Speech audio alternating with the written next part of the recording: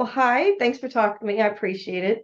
Oh my gosh, thanks for having me. Sure. I enjoyed the movie. I watched it yesterday. I really liked it. Nice Um, little film. So for people who haven't seen it, why don't you just kind of quickly, what's it about? What can people expect? sure.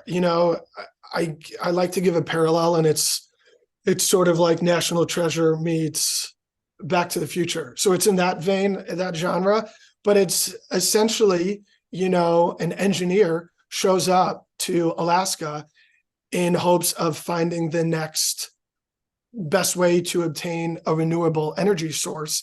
And she gets to meet this very quirky scientist who has basically preached that he's the answer to that by harnessing energy from capturing a lightning bolt. Interesting. All right. Well, how did you become involved in it?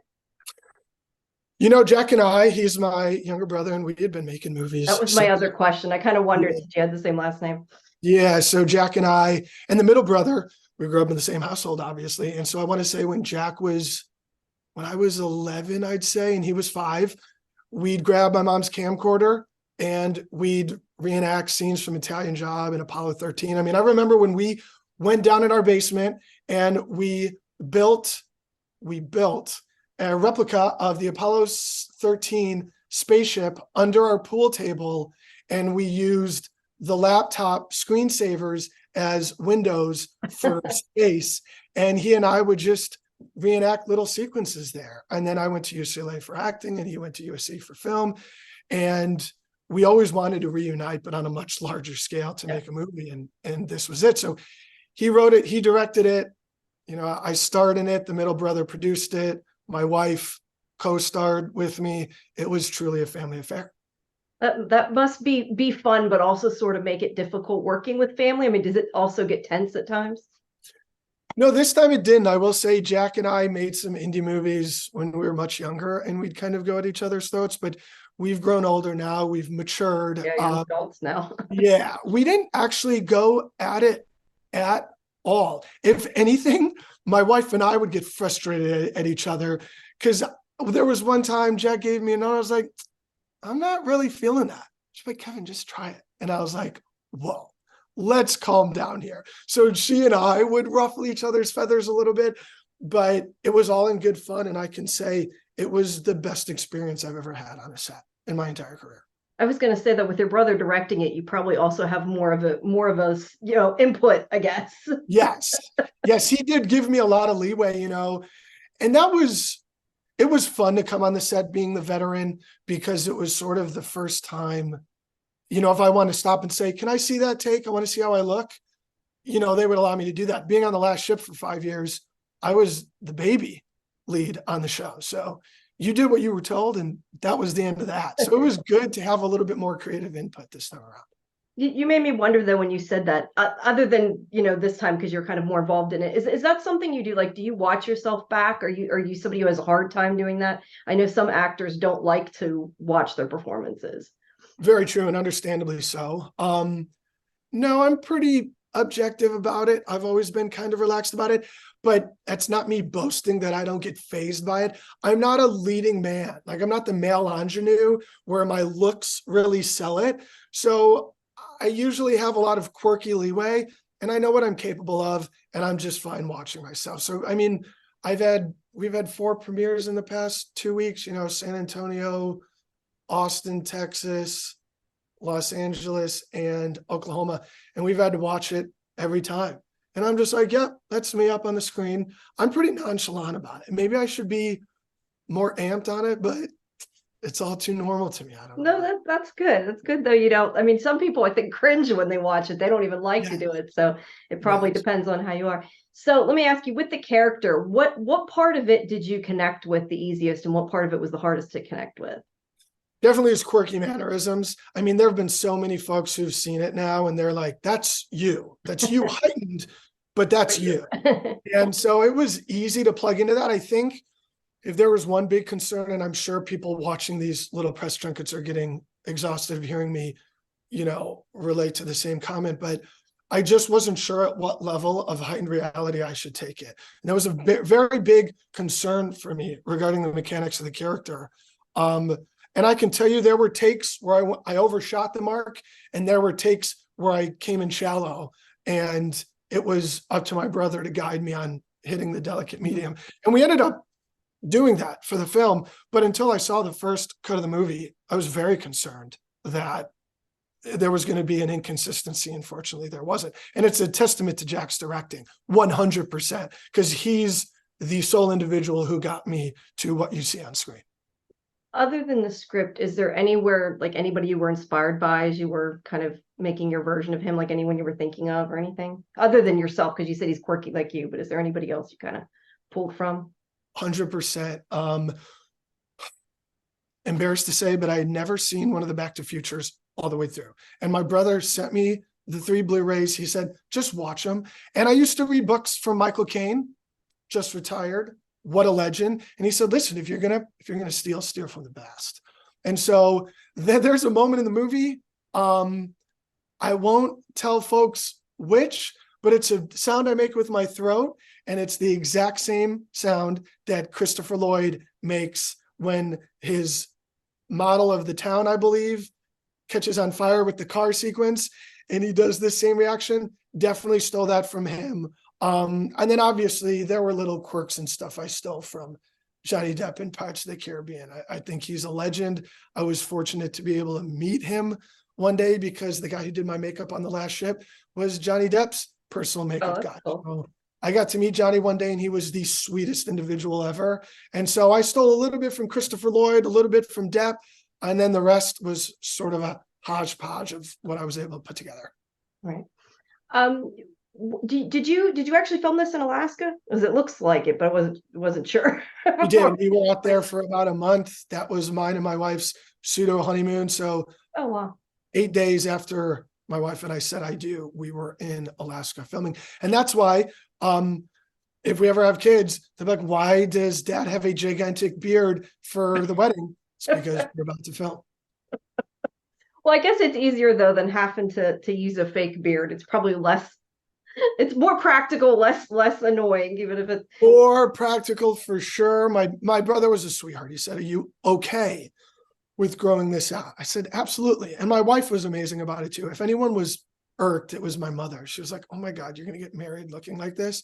But the beard needed to be authentic.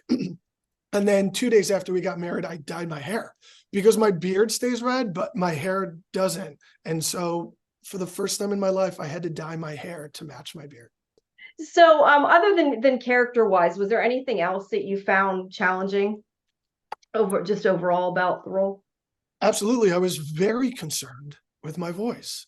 I had a vocal polyp and a vocal granuloma on my vocal cords for 11 months. And I ended up having laser surgery on my vocal cords in May. I didn't have a normal voice for 10 months. It was a traumatic experience for me. I went 8 weeks without talking, and my wife was amazing about it. If we talked, I'd have to text and it would spit out in a robotic voice like, "You look so pretty today, hun." And so that was my life for about a year. And then coming out of that, I still wasn't sure I had the part anyways. But when Jack gave me the role, I was just very concerned, is my voice going to hold up with this line load and with these shrieks and these shouts throughout the movie? And it worked. You know, God bless my brother and the producers, because I think they structured it in ways where I would have a day off in the middle of the week. My wife is amazing, and she was actually needed on set more than me. So I had enough breaks where I could restore my voice. And I never lost my voice once. So it just really worked out. It was a great, demanding, rewarding journey through and through. That was my next question. I was going to say, talk about working with the cast for this. I mean, you got a pretty small cast for the most part. Paige was amazing, obviously. It was just so sweet to be spending a month with her. You know, we had a separate cabin because my brother said, "Do you want to stay with the rest of the cast?" I said, "No, I'm not on your honeymoon. Got married. Yeah, we're gonna say, off site." So we stayed in this gorgeous little cabin, really close to the coast, and it was just amazing being with her in that cabin day in and day out, and being on set with her. And she just crushes it. She is a better performer than me. She can root her acting in reality. I can get away with murder. because I can bounce off the wall. So you can never tell if it's me or if I'm acting. It's a lot easier for me to trick the audience, but my wife brings it. Manny Sparrow, a legend. That kid is going to develop into just a phenomenal actor. And I depended on those two. There were a lot of days I was tired. There was a lot of days I had to keep up the energy, and they would always pick me up if I was lacking in a scene. So I owe a lot of my performance to those two. And then obviously working with Kate Flannery was just, that's a notch on my belt in terms of, a goal I've always wanted. And she was awesome and, just so sweet showing up on set. And I didn't get to work with Matt, but I did show up on set that day in LA. Just such a sweet man. Didn't need to do it.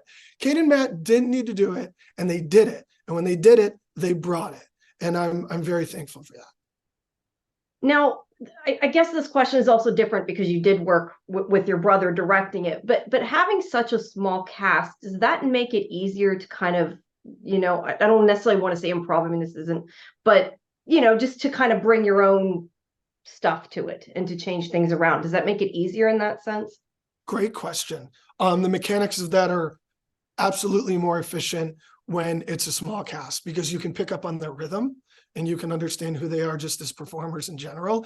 So it's a lot easier. Also, it's a movie, so it's not as structured. You have a couple takes where you can improvise. When I was on TV, it really wasn't advised to do that. You had days you needed to meet and you needed to move on because you had a very strict schedule. So yeah, I mean, 90% of my days was spent with Manny and Paige. And so we learned a lot about each other and how to perform and weave in and out of the lines when we wanted to. But I will tell you, I didn't really improvise a lot just because I had such a heavy line load. Mm-hmm. And my brother and I worked on those lines beforehand, that's pretty much what I want to do. There are a lot, and it's really a bummer because most of them were cut because they just were so heightened. But there were a lot of little quirky mannerisms I did that didn't make the final cut. There's an amazing sequence where we're on the side of the street, it's raining, and we run into the Rangers. And I'm in the background, I'm like, guys, let's go. There was a take where there was a goose just waddling around the street, and in the background you can see me just chase the goose off camera, and it crushed. The whole crew would get together at night and watch dailies. I wasn't there. I would go home, decompress, rest my voice, but Jack was like, they were dying, they were in tears. He goes, but you see Lucas in the background chasing this goose, and it takes away from the scene, so we had to cut it. There are a lot of little sequences like that. Mm-hmm. Where Jack was like, it's almost too good that it pulls you out of the moment. So we had to take those away. I get that. That does make sense, but it would be funny. What's your favorite scene that is in the movie then that you got to do? Oh man, so many people have asked me if my favorite scene. If I had to guess what my favorite, I don't know if it's my favorite scene, but it's the one I remember, because it's been 2 years and I'm in a different career path now. So my mind just isn't recalling everything accurately. But when I'm blowing up the balloon, and I think this is in the trailer, we knew that it was going to be my last sequence because I was done. I was wrapped. And we didn't know I don't know if Jack knew what he was waiting for to be like, we got it. But there was one take where I let go of the balloon and it ends up striking Paige in the back of the head. And Jack clapped. He goes, well, that's it.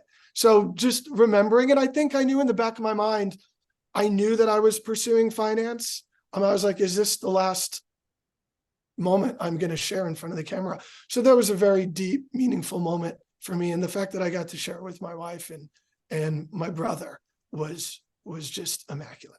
So you don't think you'll ever in the future go back, or is there always kind of that chance? Or a lot of people have asked me, and I think a lot of people think I'm insane for exiting Hollywood at a point that seems to be where my career is really expanding. I'm not going to say never. Right now, I'm very happy and fulfilled in high finance. It's definitely a different type of stress. And my close friends are like, wait, you left one shark-like industry To just to go to go that. Yeah. other shark industry, but it's what fuels me. It invigorates me. I've always been intrigued with investments and I wanted to do it at the high level. And so being able to help people manage their investments day in and day out, I love it. I'll never say never. I've always wanted to return to the stage. I think I would need some vocal training to get me back there. And Jack has made comments about a Bolt 2 and a Bolt 3, and there are treatments made for it. So maybe there is something down the line. Yeah. We'll have to wait and see. We got to do what makes you happy, whether it's acting or finance or whatever. So, well, thank you for your time. I appreciate it. Like I said, I enjoyed the film. So thank you. Thank Have you a so good much. rest of your day. Thank you. You too. Thank you. Bye-bye.